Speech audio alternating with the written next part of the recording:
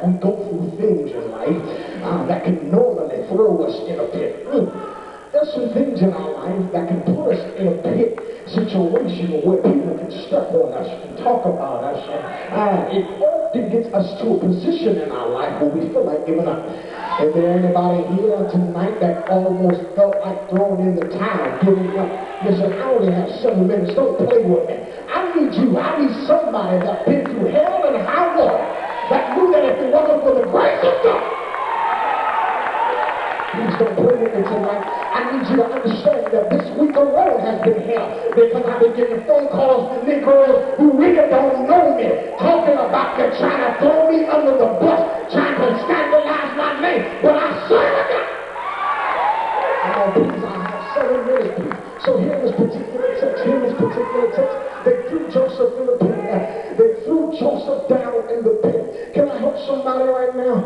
Understand this. Do not, first things first, young folk, do not throw away your free publicity.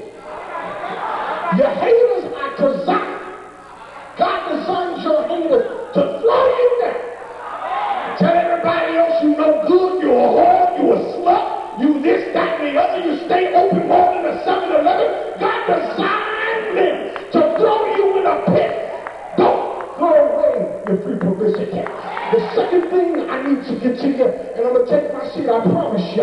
The second thing is get ready to be sold out, to be set up. Look at your neighbor and say, get ready to be sold out, to be set up. Here in this particular text, in the 28th verse, it says, clearly it said they sold him for 20 pieces of silver. Can I help somebody?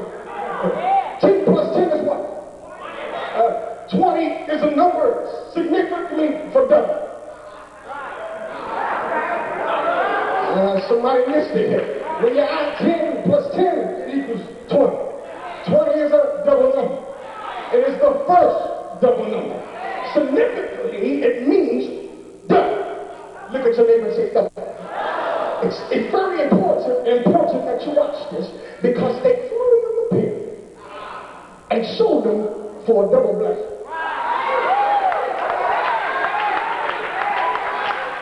They threw him in the pit and sold him for a double blessing. Listen, I tell you, look how far somebody said, I'm getting ready to get set up. I got about 3 minutes. I need you to understand this, young folk. Don't worry about how they criticize you. Don't worry about how they talk about you. Don't worry because you're keeping your virginity. They're trying to call you all kinds of names because God said they're getting ready to set you up to sell you for devil. I dare you to high five about 3 people and say devil. Somebody ought to high five somebody else and say devil. Lay your head back and say thank God for the devil.